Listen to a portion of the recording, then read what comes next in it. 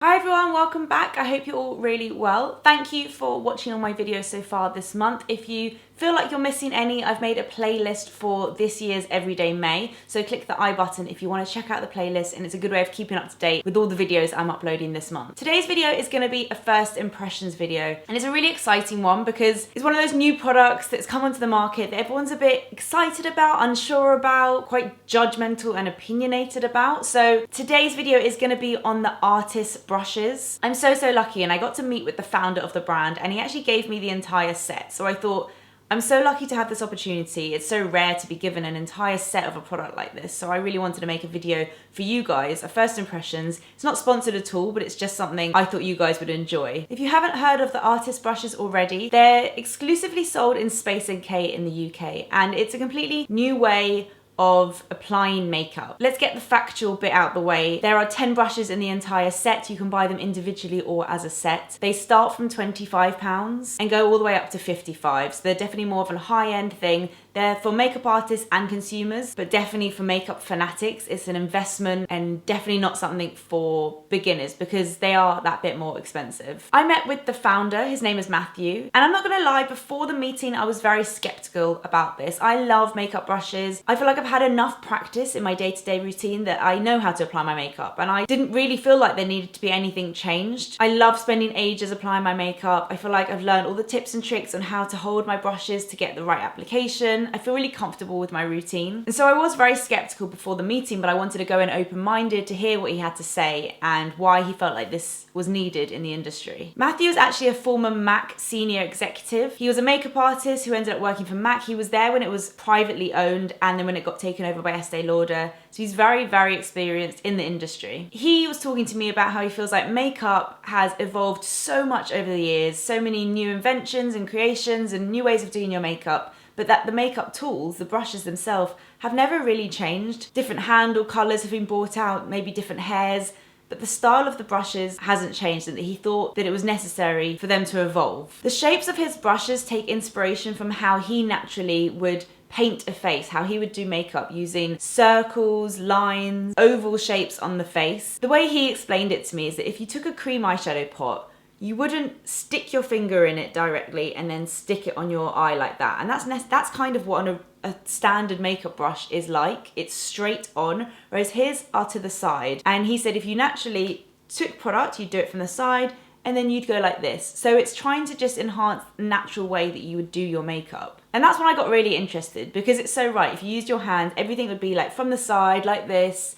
You wouldn't be going like this to put on your foundation and your eyeshadow. So that to me is when it kind of clicked, and I thought, yeah, you're actually really right. That is way more natural. But obviously we're also used to using our brushes how we do, that we now use our brushes from the side, even though they're like that, and we found ways of working around it. So something like this that is so new is gonna take a lot of getting used to, and I know that I definitely need practice using these brushes, and I'm sure that I will fall more in love with them as I get used to using them. So bear that in mind when watching today's first impressions. It is my first time ever using a brush like this, so it's gonna feel weird and different. He calls these state-of-the-art multi-purpose brushes, and they're definitely multi-purpose. Each brush can be used for very different things and for more than one thing. The bristles themselves are called Cosmo Fiber. It's a trademark that the brand has, and they are literally made up of thousands, hundreds of thousands of hairs. They're not animal hairs. This is all kind of animal cruelty free, but they're so incredibly soft and densely packed. Seriously, you need to feel these things. They are so soft. I feel like I haven't really introduced what I'm talking about properly. Let me back up a little bit. This is what the collection looks like here. So this is the whole set of brushes. I've turned them all around in the box so we can kind of see what they look like better, but I'll go through each brush individually in a moment. Taking the big one as an example to hold while talking through them, they are so soft. This brush has hundreds of thousands of Cosmo Fiber hairs in them. It has 3 to 10 times more hair than a normal makeup brush would have, which is why these are supposed to have a much more uniform application than a normal brush. Let me go through each brush, and then I will talk you through the example that he showed me on why these brushes are so much better than a normal makeup brush. Starting from the smallest to the biggest, The Circle 1 brush is the smallest brush. This brush would be great for lip product or for small concealing. It's round but with quite a hard edge to it. The Circle 1R brush would be great for your eyelid crease or the inner corners of the eye, concealer next to the nostrils, or spot concealing as well. This is a small circular brush but with a rounded edge. The Linear one is the smallest linear brush. This would be great for the lash line or to fill in and define brows. It would be great for the lower lash line. And a lot of these brushes are also used for special effects makeup. The Linear 3 is quite a bit longer. This would be great for the upper or lower lash line and again for special effects makeup. The Linear 6 is even longer, but a very similar shape to the Linear 3. Again, would be great for the upper or lower lash line and probably best used for special effects makeup. The Oval 3 is a shading or blending brush for the eyelid. This can be also used for foundation in smaller areas or for concealer around the eye, around the nose, but for smaller areas. The Oval 4 is slightly bigger. This would be great just for the center of the eyelid. This one's also great for concealing under the eye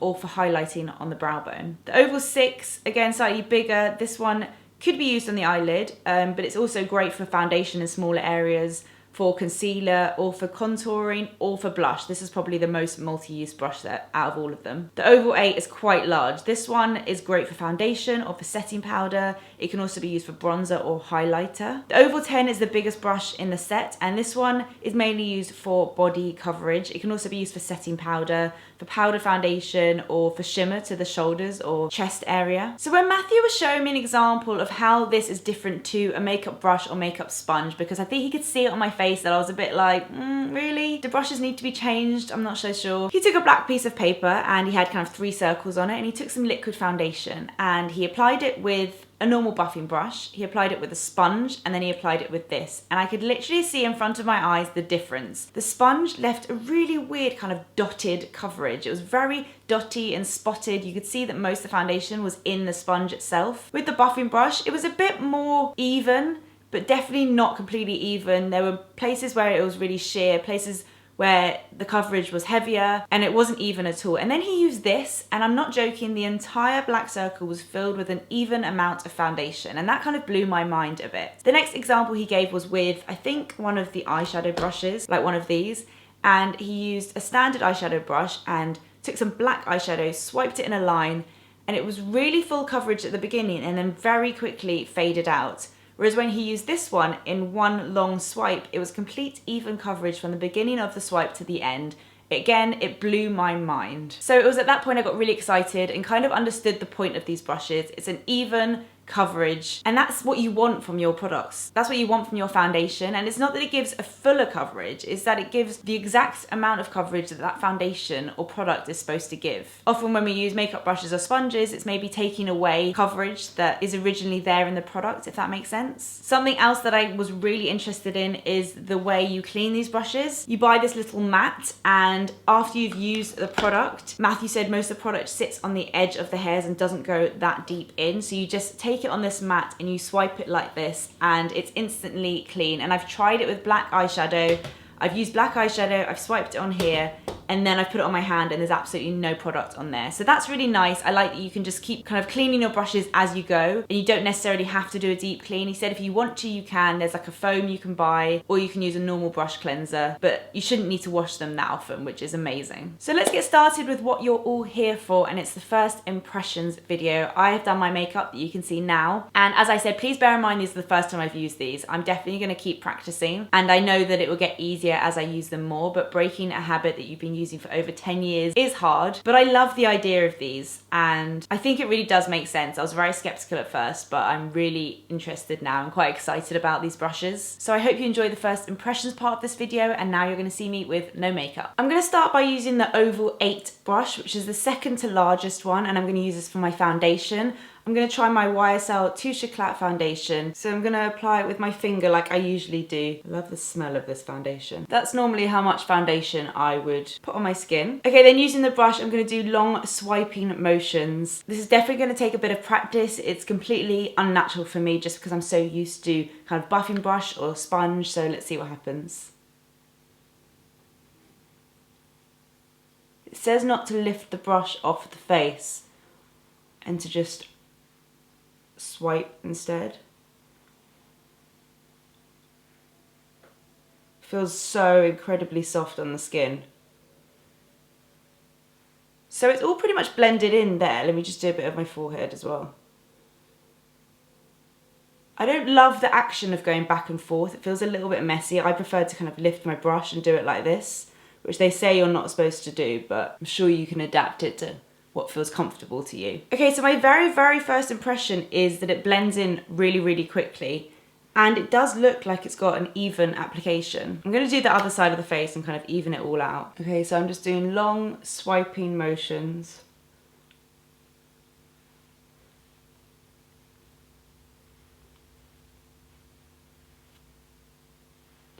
It feels so bizarre to be putting on foundation like this. Oh, it's very good for like blending out from the chin down, because I normally find that bit quite hard to do. Okay, I'd say that is all blended in. It's very quick to blend and it gives a really nice even finish actually. The foundation is pretty much undetectable on the skin, and I normally can really see foundation around here. This is quite a light coverage foundation, but I think that's really nice actually. I'm just gonna keep going. Before I do, I'm gonna wipe the brush onto the matte as it says to do, and that just takes the product out of the brush. One thing to note is the white handles I've already made very grubby, full of foundation, because I had foundation on my finger. Yeah, that's definitely gonna get grubby. I'm gonna take my concealer and the Oval 6 brush, which is the third down. I'm gonna apply my concealer like I usually do, under my eyes, around my nose and on my chin. There are a few different brushes you can use for concealer, so I'm just gonna start by using this one under the eye, and I'm just gonna swipe that back and forth underneath the eye. It feels very gentle on the eye area, which I like. Okay, well, that's pretty much blended, and it's not really creasing that much, which usually my concealer is quite creasy under my eye. That actually looks really nice and smooth. I'm gonna do the other side. It's quite hard to get the inner corner of the eye with this brush, so I'm going to take, again, I've made that brush really grubby with concealer. I'm going to take the Circle 1R brush, which is the second smallest, and just use that in the inner corner of the eye. That's really nice actually, that's blending that out really well. For around the nose and down the nose and on the chin, I'm going to take the Oval 4, which is a bit smaller than the one I was using before, and I'm going to take that down the centre of the nose.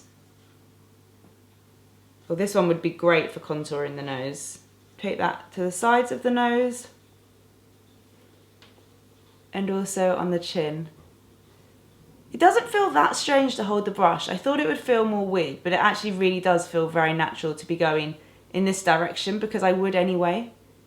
It does feel a bit like I'm brushing my teeth. I'm going to take a tiny bit more concealer. I usually do this anyway, just like a second layer, just where I get dark. And I'm going to use this brush. I'm trying so hard not to take my brush off the skin, because that's something that the founder, Matthew, said you shouldn't really do, and that people have got into the habit of doing. Okay, that's all looking really great. Really nice kind of light base, but very smooth. I'm gonna go on to powder products now, which I'm a little bit scared of, because I know that with these brushes, that liquid and creams are gonna be great. But for some reason, I can't really get my head around them working with powder. So I'm gonna go in next with my bronzer, which I've been holding here as a mirror. And I'm gonna go back to the larger brush, which is the Oval 8. This is the one I used for foundation. I'm gonna swirl it around in the product. Oh, this feels so weird. I think I'm gonna tap it off a bit. And now I'm gonna try bronzing with it.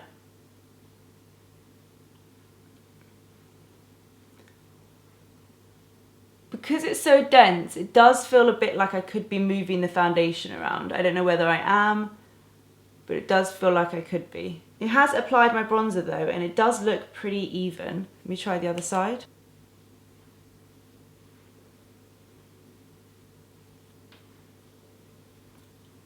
To be honest, I'm not sure if I love this way of applying bronzer.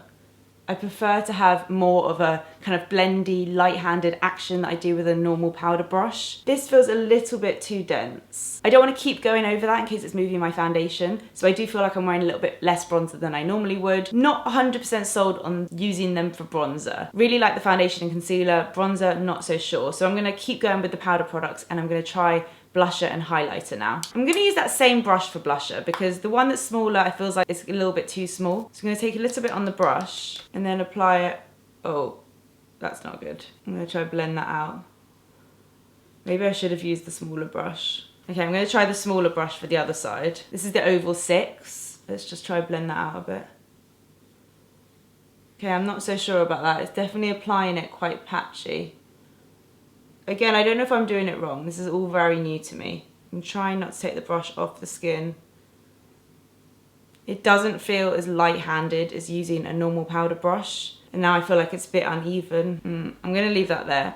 Not a massive fan of using it for powder blusher either. Again, I feel like it would be so good for cream products. I'm gonna use that same brush and apply some highlighter, dabbing that in really lightly. I'm going back and forth on the tops of my cheekbones. That's really nice. That feels very natural to do that action for the tops of the cheekbones. It's applying the highlighter very nicely. That one worked out very well. Each time I'm using the brush, I'm just swiping it on the mat afterwards to clean the product off. Okay, so let's move on to eyeshadow. I'm gonna try and just do what normal eyeshadow I normally would do. I'm gonna start by using the Oval 4, and I'm taking my MAC All That Glitters, which is a nice kind of all over the lid colour. Putting product on the brush and then just tapping it off. And I'm gonna apply that back and forth on the lid. That went on very quickly. I would say that I got a bit more product on the inside than I would have normally put, just because I feel like with a normal brush you focus it more on the outer part of the eye, but this kind of goes all over. But that applied very nicely and quickly. I'm just going to do the same on the other side. Ooh, this side you've got to get your hand in the right position. It still feels comfortable.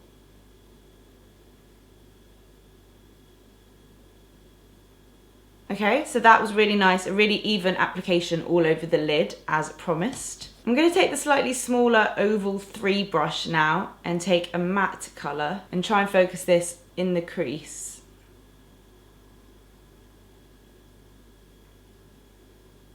Definitely doesn't feel like it's taking any of the colour off from the base shadow. It's a nice shape for the crease. Again, it's just getting used to a different method that I'm really not used to. I personally love using a blending brush to blend out the edges. Let's see what happens if I go back in with the clean, slightly bigger brush to blend. Yeah, that blends really nicely. And unlike a normal blending brush that could sometimes take the product off, this isn't taking it off, it's just kind of blending it out of it. I'm going to take the linear one to do the lash line and underneath the eye as well. So for underneath the eye, I'm going to use a matte brown.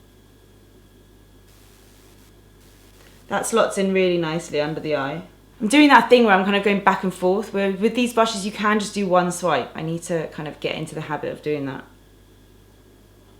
Just feels a bit strange to be doing it from the side, because for this one I would do it straight on. Okay, that looks nice. I'm going to use the same brush and take a dark matte brown, and I'm going to do a liner for this. I'm going to try and do this in one swipe. I think I'm going to go from that way and then that way.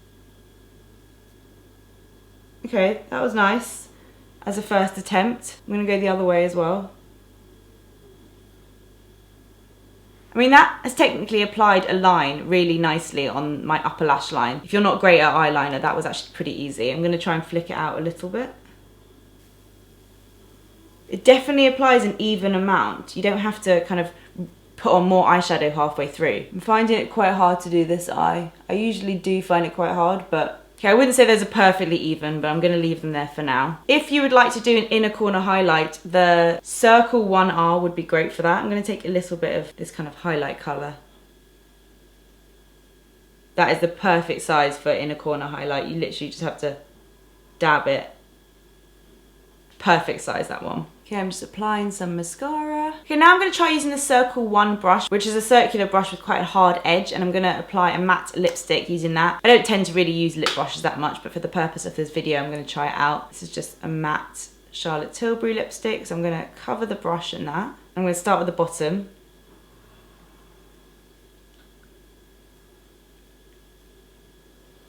Okay, I think I might need to take more product than that because it didn't really come out that much. That's quite nice, but I'd say it doesn't give that much coverage actually, because I'm putting quite a lot of lipstick onto this brush.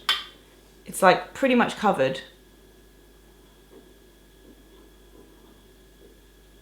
It's not really translating onto the lips. Feels nice to use and it's giving a nice subtle lip. Definitely a nice shape for getting around the lips. I like the shape. So I think technically that's all my makeup done, actually. So I definitely think these brushes are really interesting and exciting. I'd say there are 4 brushes that are my top picks from the entire set. The Oval 8, which I use for foundation, I think it makes such a difference to the application of my foundation, and this is probably my top pick from the entire set if you're gonna invest. The Oval 6, because you can use this for so many different things: the concealer, contour, highlighter, probably a bit of eyeshadow blending as well. This is a really nice sized brush. I also love the Oval 4 because this is great just for eyeshadow, applying all over the lid. One quick swipe, so easy and quick in the morning. And then I really like the Circle 1R, which is the more rounded of the small circle brushes. This is great for the inner corner of the eye, for spot concealing, for eyeshadow in the crease, such a multi-purpose brush. These 4 are definitely my top picks from the collection. So I hope you guys enjoyed my first impressions. Usually with these kind of videos, it's quite hard for me to gather my thoughts and give opinions straight away. So normally I have a lot of afterthoughts when I'm editing. If I do, I will pop them in the description box. So go check out the description box. I'll have links to all these products, more info on where you can get them, how much they are, any extra thoughts I have. And please let me know what your first impressions are from watching this video. Is it something you want to try out? Have you already tried something like this before? I really want to hear your thoughts, and I hope you guys are enjoying my videos this month. Don't forget to check out the Everyday May playlist. Don't forget to subscribe so you don't miss any other future videos. And thank you guys so much for watching. See you soon. Bye.